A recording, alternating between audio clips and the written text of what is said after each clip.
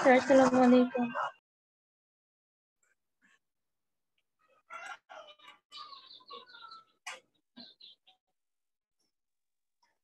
Hello,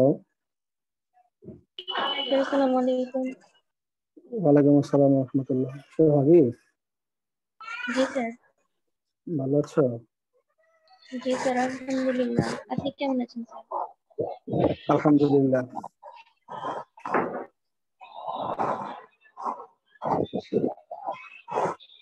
sir first time homework দিয়েছেন, তাও ভুল করে বসেছিলাম।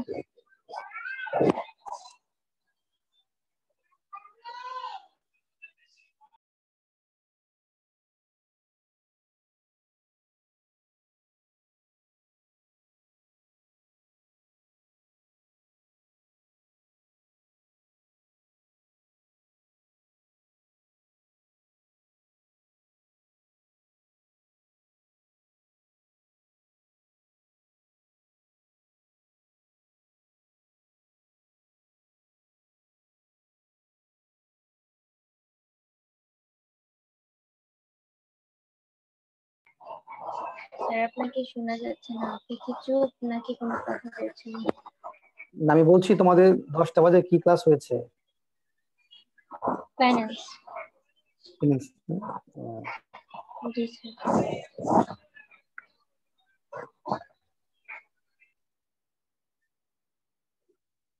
ফারহানা আসছো না? স্যার আসসালামু আলাইকুম। ওয়ালাইকুম আসসালাম। ভালো আছো ফারহানা? জি স্যার, ভালো। তুমি তো লাস্ট ক্লাসটা করেছিলে আমার যতটুকু মনে পড়ে। জি স্যার, করেছিলাম। তো হোমওয়ার্ক কেন করনি?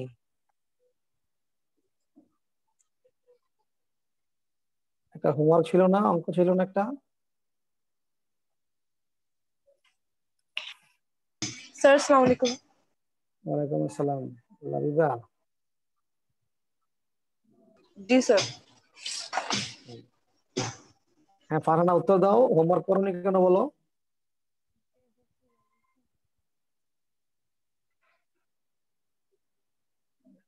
শুধু ক্লাস করলে তো হবে না।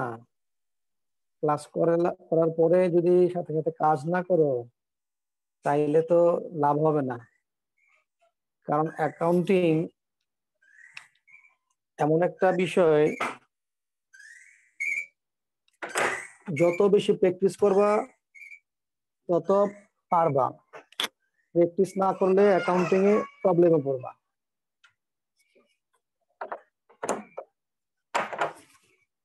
এটা ম্যাথমেটিক্যাল বিষয়, তো ম্যাথ যদি প্র্যাকটিস না করো তাহলে ম্যাথে ভালো করা কঠিন, মানে করা যায় না। এই জন্য অল্প স্যার অল্প করে ভুলে যায় প্র্যাকটিস না করলে। এই যেমন জন্য আমি অল্প হ্যাঁ অল্প অল্প করে হলেও। আসসালামু আলাইকুম। ওয়ালাইকুম আসসালাম। আকশা, স্যার আসলে তো আমি হোমওয়ার্কটা করছি, বাট ঘরে তো স্মার্টফোন নাই, এটার কারণে তো আমি দিতে পারিনি। আমি তো ল্যাপটপে ক্লাস করতেছি। ল্যাপটপে কি দেওয়া যায় না? স্যার আমি তো ল্যাপটপ আর তুলতে পারি না। ল্যাপটপ তো আর বেশি স্মার্ট। আমি তো পারি না তুলতে স্যার।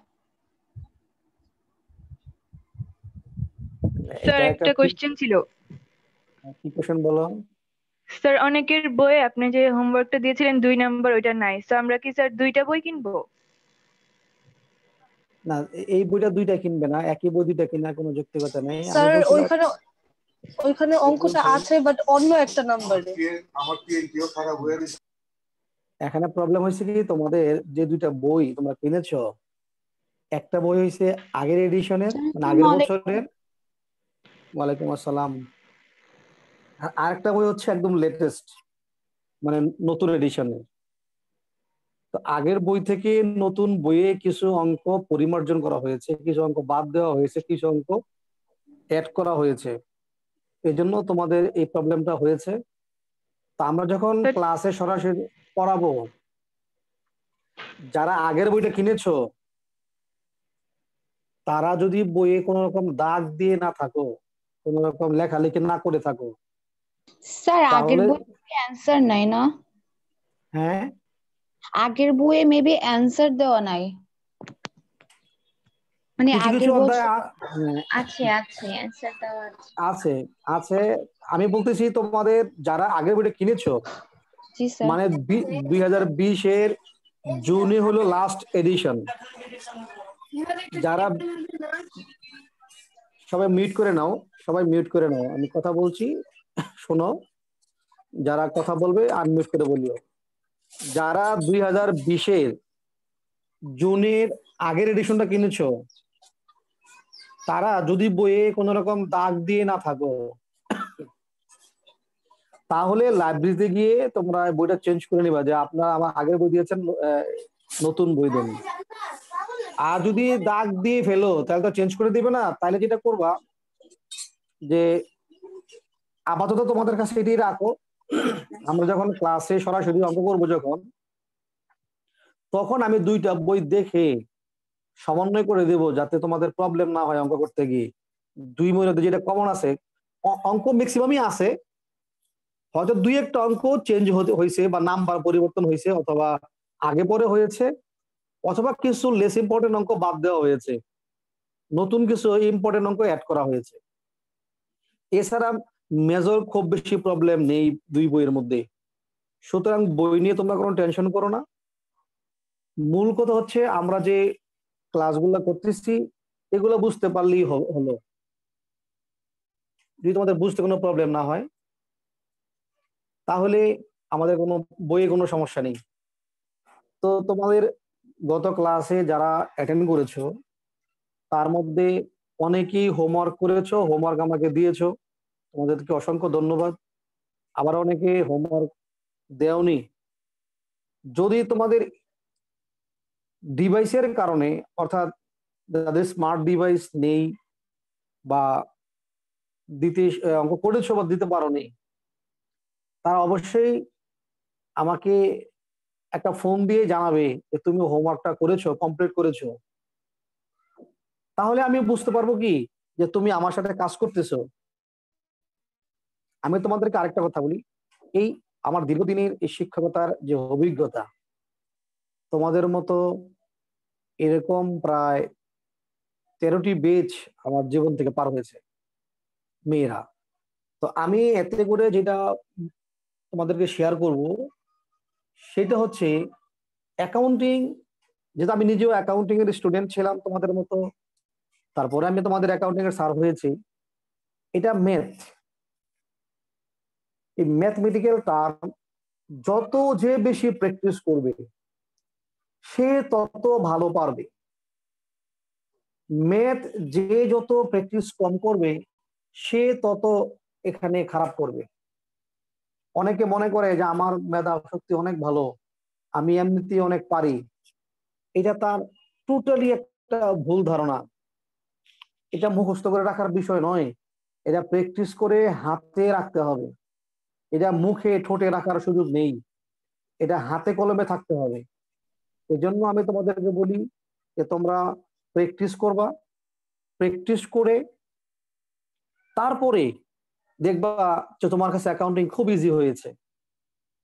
অ্যাকাউন্টিং সে তত ভালো পারবে যে যত বেশি প্র্যাকটিস করবে। এখানে সবল আর দুর্বল নির্ণয় হবে প্র্যাকটিসের মাধ্যমে। আর প্র্যাকটিস করতে গিয়ে যদি তোমরা, আমি বারবার বলছি, তোমরা কোনো প্রবলেমে পড়ো, তোমাদের কোনো সমস্যা হয় যে তুমি পারতেছো না, তাহলে অবশ্যই তুমি আমার সাথে কথা বলবে, আমার কনসাল্ট নেবে এবং আমার সাথে বিষয়টা শেয়ার করবে। শেয়ার করে তুমি যে জায়গায় তোমার প্রবলেম তুমি সেটা সলভ করে নেবে। আমি প্রস্তুত আছি তোমাদেরকে হেল্প করার জন্য। স্যার এই জন্য তোমাদের বলো। স্যার তাহলে কি পুরান বইটা না চেঞ্জ করলেও হবে? হ্যাঁ, না চেঞ্জ করলেও হবে, সমস্যা নেই। এটা আমরা যখন সরাসরি ক্লাসে যাব তখন বিষয়টা দেখি অ্যাডজাস্ট করে তোমাদেরকে হোমওয়ার্ক গুলো দিব। এখন তো দেখা যাচ্ছে তোমরা এক একজনের কাছে এক একটা বই। আচ্ছা, কয়জনের কাছে তোমাদের পুরান বইটা আছে? স্যার আমার কাছে পুরান বই। স্যার আমার কাছেও, কিন্তু স্যার আপনার সাথে মিল আছে আমার। স্যার আপনার সাথে আমারটাতেও মিল স্যার আছে। আপনার সাথে জি আমারটাতেও স্যার। মিল আছে। আসসালামু আলাইকুম বুঝলেন? স্যার। ওয়ালাইকুম সালাম মরিয়ম। যাই হোক, সেটা সমস্যা হবে না। আমি তোমাদেরকে যে জিনিসটা বোঝানোর চেষ্টা করছি, তোমরা প্র্যাকটিস করবে, বাসায় হোমওয়ার্ক করবে, অঙ্ক করবে। অঙ্ক করলে তোমরা পারবে। অঙ্ক করতে গিয়ে যদি না পারো, আমি অন্তত তোমাদের জন্য আলহামদুলিল্লাহ যেখানে যেভাবে তোমাদের সহযোগিতা করা লাগে অঙ্ক করার ক্ষেত্রে, অ্যাকাউন্ট আসসালামু আলাইকুম স্যার।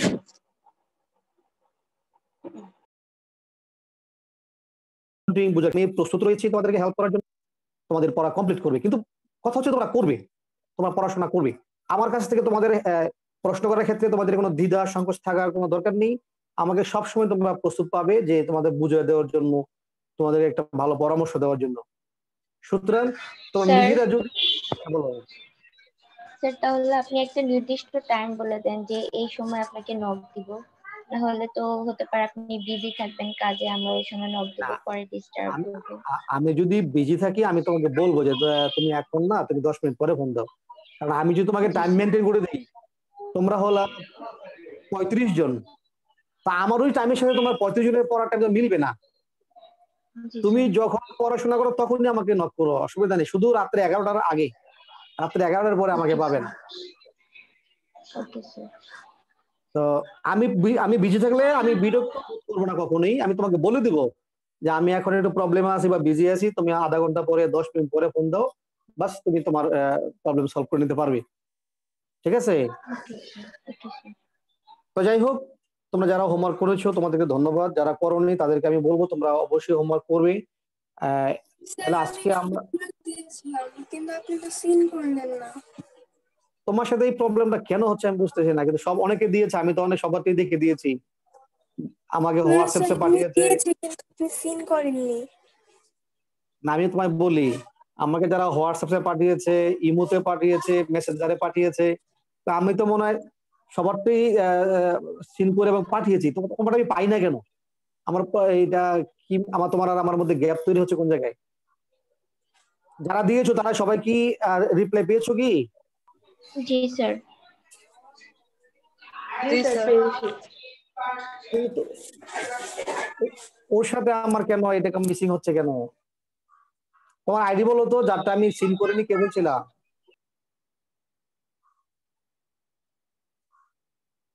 হ্যালো, মানে সিন করিনি কারটা বললা, কে বললা সিন করিনি? স্যার আরুষি খান। হ্যাঁ, আরুষি খান। আরুষি খান। তোমার রুল কত? স্যার 2218। 218। তোমার সাথে কি আমি ফেসবুকে অ্যাড আছি? না স্যার। আচ্ছা, তারপরে আমার নাম্বারটা কি তোমার মোবাইলে সেভ করা আছে? না স্যার, আপনার নাম্বারটা আমি পাইনি। তুমি আমার নাম্বারটা আগে মোবাইলে সেভ করবে। তোমার সেভ করলে তুমি আমার আচ্ছা ইমোতে স্যার, আপনি পাবে। একটু গ্রুপে একবার নাম্বারটা দিয়ে দিন। হ্যাঁ, আমি নাম্বারটা দিয়ে দেবো। ওই নাম্বারটা সেভ করে নিলে তুমি আমাকে পাবে। আমাকে ঠিক তোমার হয়তো সাবমিশনটা সঠিক হবে। হ্যাঁ, আচ্ছা স্যার, নাম্বারটাকে সেভ করে নিও। Thank you. Okay, thank you. যাই হোক, দেখো আজকে আমরা একটা উদ্দীপক নিয়ে তোমাদের সামনে, আমি দেখো ডিসপ্লেতে উদ্দীপকটা দিয়ে রেখেছি। এই উদ্দীপকটা নিয়ে কথা বলবো। এর আগে আমি তোমাদের জানিয়ে রাখি, এর আগে একটি ক্লাসে তোমাদের সাথে কথা বলেছি যে ব্যবসায় দুই রকমের। একটাকে বলেছিলাম বাণিজ্যিক প্রতিষ্ঠান, আর একটাকে বলেছিলাম সেবামূলক প্রতিষ্ঠান। একটা বাণিজ্যিক প্রতিষ্ঠান, আর একটাকে বলেছি সেবামূলক প্রতিষ্ঠান। তোমরা আমার না বুঝলে প্রশ্ন করবে এবং আমাকে জিজ্ঞেস করবে। বাণিজ্যিক প্রতিষ্ঠান আবার দুই প্রকার। একটা ক্রয় বিক্রয়কারী প্রতিষ্ঠান, আর একটা উৎপাদনকারী প্রতিষ্ঠান। অর্থাৎ বাণিজ্যিক এই জন্য বলা হয় যারা পণ্য ক্রয় বিক্রয়ের মাধ্যমে ব্যবসা পরিচালনা করে বা মুনাফা অর্জন করে, তারা হচ্ছে বাণিজ্যিক। এর মধ্যে যারা ক্রয় বিক্রয় করে তাদেরকে বলা হয় ক্রয় বিক্রয়কারী প্রতিষ্ঠান। আর যারা পণ্য তৈরি করে বিক্রি করে, নিজের কারখানায় পণ্য উৎপাদন করে তারপরে বিক্রি করে, তাদেরকে বলা হয় উৎপাদনকারী প্রতিষ্ঠান, ম্যানুফ্যাকচারিং কনসার্ন। আর একটা বলা হয় ট্রেডিং কনসার্ন। একটা হলো ক্রয় বিক্রয়কারী প্রতিষ্ঠান, আরেকটা হচ্ছে উৎপাদনকারী প্রতিষ্ঠান। দুইটাই ওদেরকে বলা হয় বাণিজ্যিক প্রতিষ্ঠান। আর একটা সেবামূলক প্রতিষ্ঠান, ওরাও মুনাফা অর্জন করে, ওরা আয় করে, লাভ করে সেবা দেওয়ার মাধ্যমে। অব্যবসায়ী প্রতিষ্ঠান দুই প্রকার, একটা মুনাফাভোগী, একটা অমুনাফাভোগী। আমি কথাটা আরেকবার বলছি, খেয়াল করে শোনো। একটা বাণিজ্যিক প্রতিষ্ঠান বলছি, এটা দুই প্রকার, একটা ক্রয় বিক্রয়কারী আর একটা উৎপাদনকারী। দুই প্রতিষ্ঠানই মুনাফা অর্জন করে, ওরা মুনাফাভোগী প্রতিষ্ঠান। তো তুমি বুঝবা কিভাবে কোনটা কোন ধরনের প্রতিষ্ঠান? বোঝার উপায় হলো, যে প্রতিষ্ঠানে দেখবা পণ্য ক্রয় করা হয়েছে, পণ্য বিক্রয় করা হয়েছে, তখন তুমি তাকে বলবা ক্রয় বিক্রয়কারী প্রতিষ্ঠান। আর যেখানে লেখা দেখবা পণ্য উৎপাদন করা হয়েছে, উৎপাদন করার পরে পণ্য বিক্রয় করা হয়েছে, সেটা উৎপাদনকারী প্রতিষ্ঠান। আর যেগুলো সেবামূলক প্রতিষ্ঠান, সেবামূলক প্রতিষ্ঠান দুই রকমের, একটা মুনাফাভোগী, একটা অমুনাফাভোগী। অর্থাৎ যারা মানুষকে মুনাফা ছাড়া, কোনো বিনিময় ছাড়া, কোনো লাভ করা ছাড়া সেবা দেয়, সেগুলো হচ্ছে অমুনাফাভোগী। আর যেগুলো সেবা দেয় বাট বিনিময়ে মুনাফা করে, সেগুলো মুনাফাভোগী প্রতিষ্ঠান। যেমন আমি যদি তোমাদেরকে বলি মুনাফাভোগী সেবামূলক প্রতিষ্ঠান, যেমন ধরো প্রাইভেট হাসপাতাল, প্রাইভেট স্কুল কলেজ, আইনজীবী, বিউটি পার্লার, পরিবহন সংস্থা, মানে গাড়ি, বাসে যে বাস ট্রাক যেগুলো চলে, গেল পরিবহন সংস্থা, এগুলো হচ্ছে মুনাফাভোগী সেবামূলক প্রতিষ্ঠান। এগুলো হচ্ছে মুনাফাভোগী সেবামূলক প্রতিষ্ঠান। আর যেগুলো সেবা দেয় বাট বিনিময়ে মুনাফা অর্জন করে না, মুনাফা করে না, এগুলো হচ্ছে অমুনাফাভোগী সেবামূলক প্রতিষ্ঠান। যেমন ধরো সমাজের দাতব্য প্রতিষ্ঠান, ক্লাব, সরকারি স্কুল, সরকারি কলেজ, সরকারি হাসপাতাল, হ্যাঁ, ওরা মুনাফা অর্জন করে না। কেমন? ওরা হচ্ছে অমুনাফাভোগী। ওরাও লেনদেন করে বাট ওরা হচ্ছে অমুনাফাভোগী। তো সেবামূলক প্রতিষ্ঠান কোনগুলো তোমরা নিশ্চয়ই আমার কথা থেকে বুঝতে পেরেছো। কেউ না বুঝে দেখলাম বলো। না স্যার, বুঝতে পারছি। স্যার বুঝেছি। ওকে, ভেরি গুড। তাহলে সেবামূলক প্রতিষ্ঠানের কাজ হবে কি? সেবামূলক প্রতিষ্ঠান আয় করবে বাট পণ্য ক্রয় বিক্রয়ের মাধ্যমে নয়, সেবা দেওয়ার মাধ্যমে, সেবার বিনিময়ে, সেবাদানের মাধ্যমে। তো যারা পণ্য ক্রয় বিক্রয় করে তাদের আয়ের নাম হচ্ছে বিক্রয়, মূল আয় হলো বিক্রয়। আর যারা সেবা দিয়ে থাকে, কি বিক্রয়? ক্রয়টা তো হচ্ছে ব্যয়, ক্রয়টা হচ্ছে ব্যয় আর বিক্রয়টা হচ্ছে আয়। আয়, জি স্যার। তো ওদের আয়ের নাম হচ্ছে, মূল আয় হচ্ছে বিক্রয়। আর যারা সেবামূলক প্রতিষ্ঠান, তাদের মূল আয়ের নাম হলো সেবা আয়। তাদের আয়ের নাম কি? সেবা। আয়। তো আমি তোমাদের সামনে এমন একটা উদ্দীপক দিয়েছি, এটা সেবামূলক প্রতিষ্ঠান। আর যিনি আয় করেন তিনি একজন আইনজীবী, অ্যাডভোকেট, উকিল। তো তিনি আইনি সেবা দিয়ে মানুষের কাছ থেকে আয় করে থাকেন। তো এমন একটি উদ্দীপক তোমাদের সামনে দিয়েছি। তো এর আয় বুঝার আগে তোমাদেরকে আরেকটা জিনিস আমি বলে রাখছি, জেনে রাখো। আয় হচ্ছে, সেবা প্রদান করাটা হচ্ছে আয়, সেবা দেওয়া হচ্ছে আয়। টাকা পাওয়া আয় নয়। তুমি যদি কাউকে সেবা দাও, সেবা দিলেই তোমার কি হইলো? আয় হয়ে গেল। সেবা দেওয়াটাই হলো আয় হয়ে যাওয়া। আমি তোমাদের যদি এক্সাম্পল দিয়ে বলি। স্যার একটা কোশ্চেন, স্যার তারপর তো সেবা দেওয়ার পর আমি টাকা পাচ্ছি, ওই টাকাটা আয় নয়, টাকাটা সম্পদ। ও আচ্ছা স্যার। টাকাটা হচ্ছে কি? সম্পদ। সম্পদ। যেমন আমি তোমাদেরকে বলি, তোমাকে আমি একটা উদাহরণ দিয়ে বলি। তুমি বলো ভাড়া পাওয়া গেল, জাবেদা কি? স্যার ভাড়া হিসাব ডেবিট, সরি নগদ হিসাব ডেবিট, ভাড়া হিসাব ক্রেডিট। তুমি টাকা যে পাচ্ছ, টাকাটা কি নগদ না? জি স্যার, ওটা সম্পদ।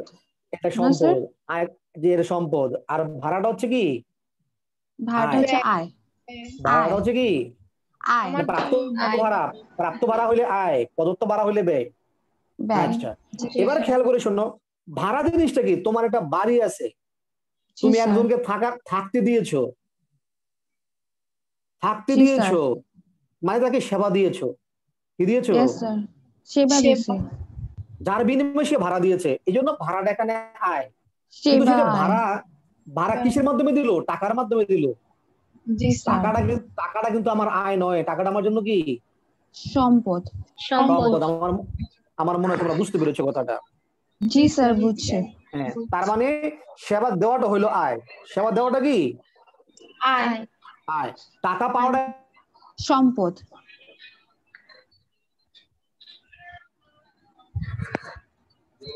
কিন্তু কি না? আয় না, সম্পদ। জি স্যার। তো দেখো, তুমি যদি কোনো কাজ কাউকে করে দাও কমিশনের বিনিময়ে, ফি এর বিনিময়ে, কাজ করে দাও, কাজ করে দিলা মানে আয় হয়ে গেল।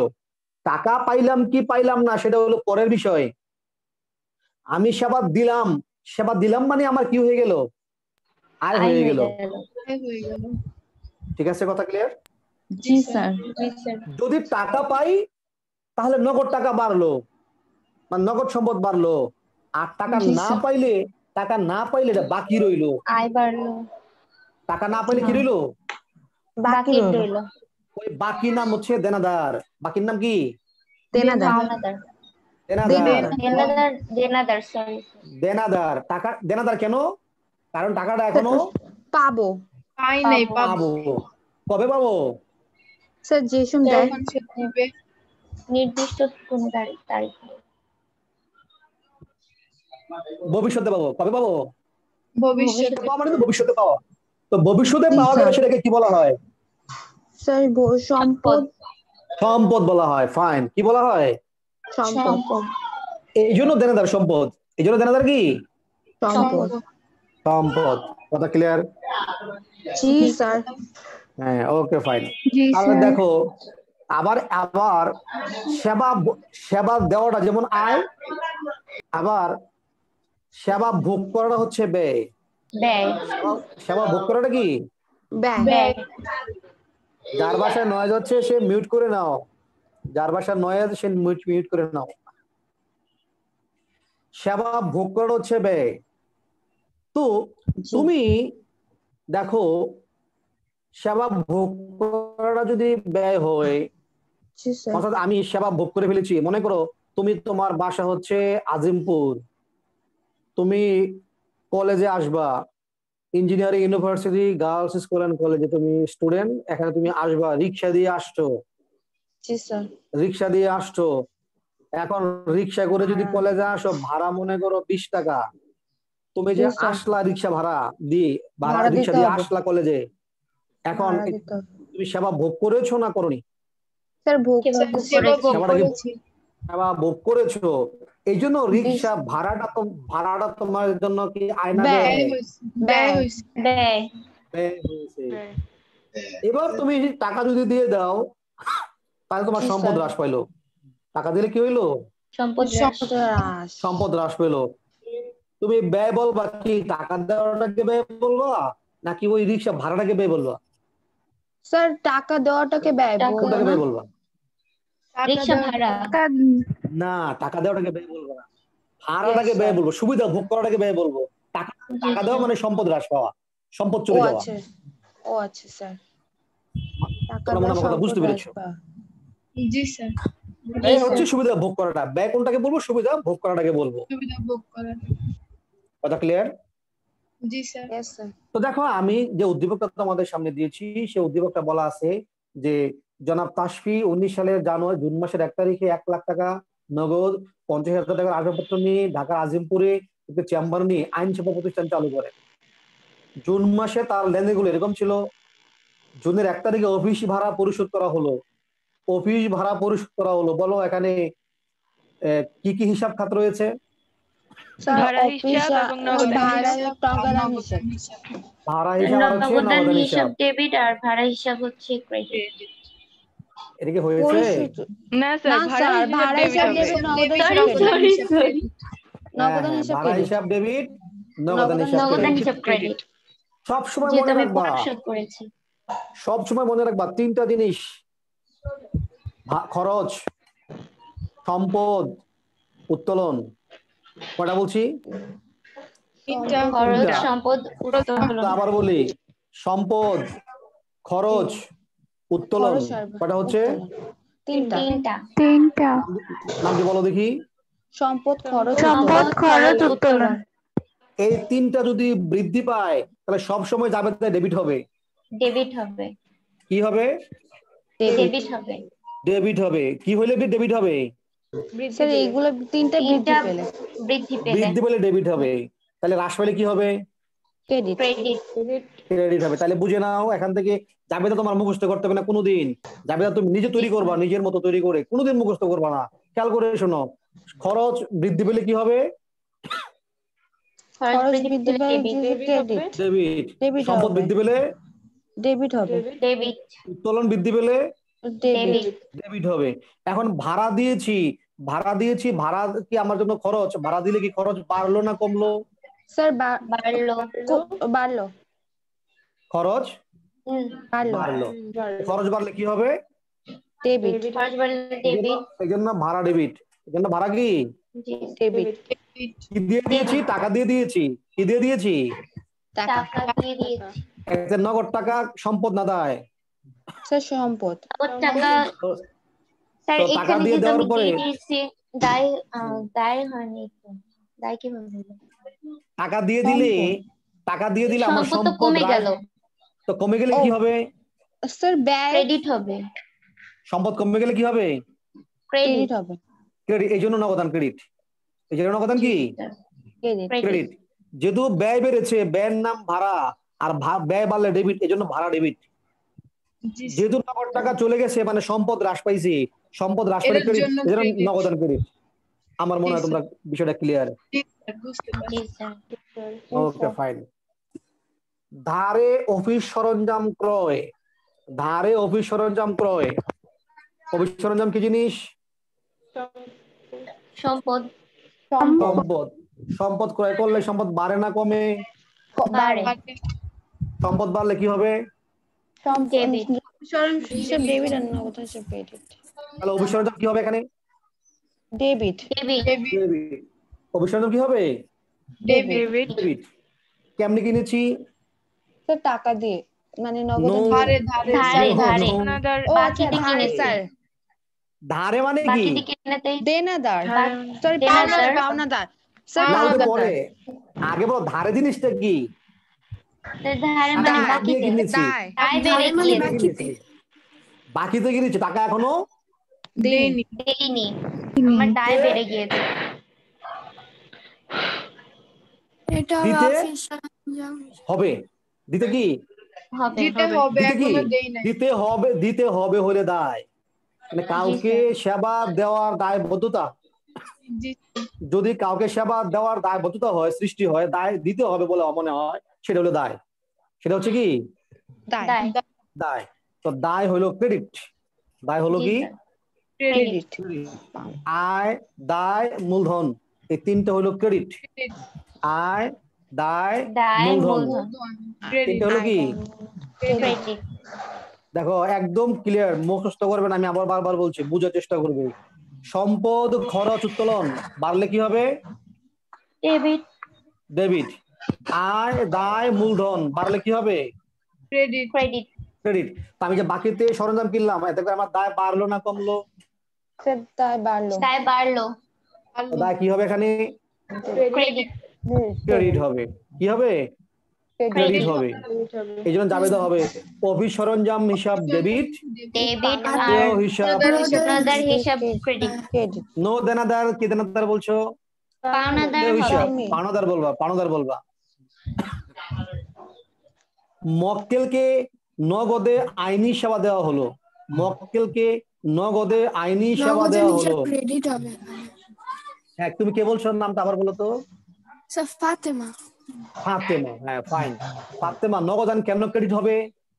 স্যার কারণ নগদে আইনি সেবা দেওয়া হচ্ছে, নগদে মানে নগদটা তো কমে গেল, নগদে দেওয়া হলো না। সেবা দেওয়া হয়েছে, সেবা দিয়ে কি নগদ টাকা পাইছি না নগদ টাকা দিয়েছি?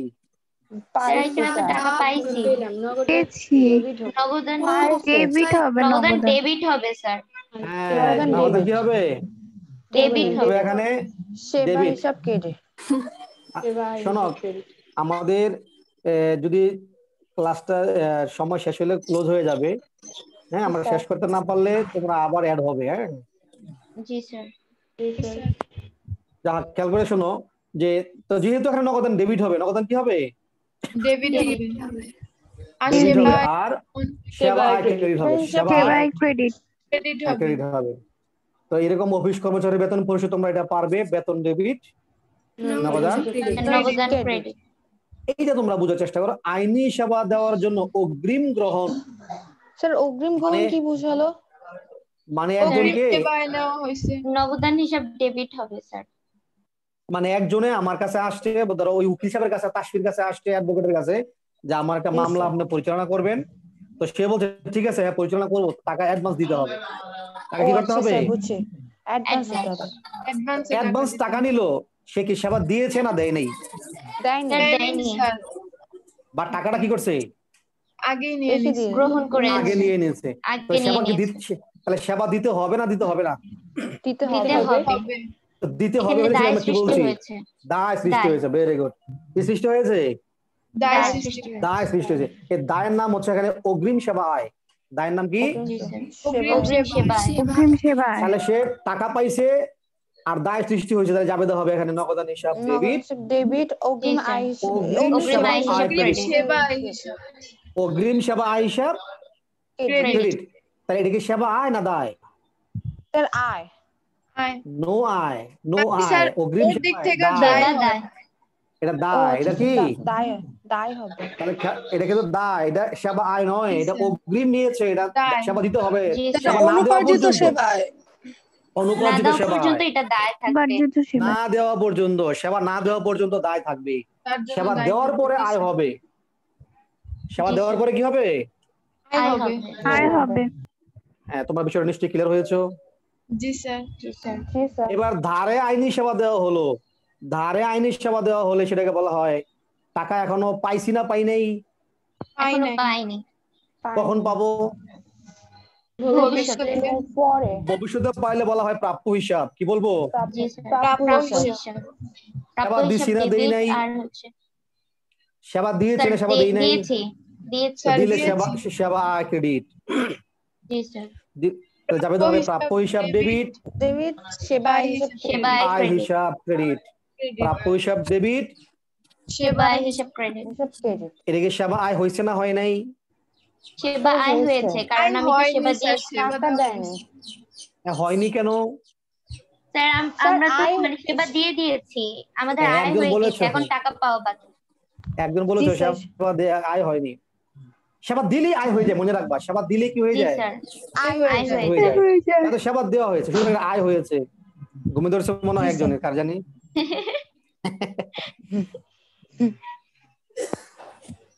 যাই হোক, তাহলে এটা আয় হয়েছে বলবো প্রাপ্য হিসাব ডেবিট, সেবা আয় হিসাব ক্রেডিট। হিসাব ক্রেডিট। ওকে ভাই, তাহলে বলো তো সেবা আয় আমরা কয়টা পাইলাম এখানে? দুইটা পাইছি। কয়টা পাইছি?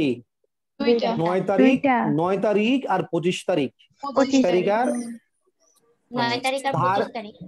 ধারে কৃত অফিস সরঞ্জামের মূল্য পরিশোধ আমরা বলবো প্রদেয় হিসাব ডেবিট, নগদান হিসাব ক্রেডিট। দেখো তোমাদের জন্য 3টা প্রশ্ন দেওয়া হয়েছে। মোট সেবা আয়ের পরিমাণ নির্ণয় করো। কি নির্ণয় করো? সেবা আয়ের পরিমাণ। ক নম্বরে বলেছে স্বত্বাধিকারের পরিমাণ নির্ণয় করো। গ নম্বরে সমীকরণের প্রভাব দেখাও। দেখো আমরা সেবা আয় কয়টা পেয়েছিলাম? দুইটা, 9 আর 25। দুইটা, 9 আর 25। নগদে আইনি সেবা প্রদান, ধারে আইনি সেবা প্রদান, মোট 50,000 টাকা। এটাকে তোমাদের আমার আলোচনা করতে হবে আর? No sir. Okay fine. মালিকানা সত্ত্ব নিয়ে তোমাদের আমি একটি কথা বলবো। মালিকানা সত্ত্ব তোমরা জানো, মালিকানা সত্ত্ব বা সমাপনী মূলধন একই কথা। মালিকানা সত্ত্ব বা সমাপনী মূলধন দুইটা একই কথা। মালিকানা সত্ত্বের উপাদান কয়টা? চারটা। কয়টা? চারটা। কি কি? মূলধন, আয়, ব্যয়, উত্তোলন। তাহলে মূলধন আর আয় দুইটা সম্পর্ক কি? যোগ। আর ব্যয় আর উত্তোলন মাইনাস। বাস, ওই তো হয়ে গেল। তোমরা কি করবা? প্রারম্ভিক মূলধনের সাথে যত আয় আছে আয়গুলো যোগ করবা। জি যোগ স্যার। করে যতগুলো ব্যয় আছে ব্যয়গুলো বাদ দিয়ে দিবা, পেয়ে বাদ যাবা দিয়ে তুমি দেব, মালিকানা সত্ত্ব। শেষ। জি স্যার। স্যার এটা ব্র্যাকেটে আমাদের প্লাস মাইনাস কিছু দিতে হবে না? ও যেহেতু আমি বাদ লিখছি, বিয়োগ লিখেছি, বাদ লিখলে ও মাইনাস হ্যাঁ, দেওয়া লাগে না, হবে না। বাদ লিখলে মানে ব্র্যাকেট দেওয়া খেয়াল লাগে না, করিনি। বাদ জি না স্যার। লিখলে ব্র্যাকেট দিতে হয়। কেমন? জি স্যার।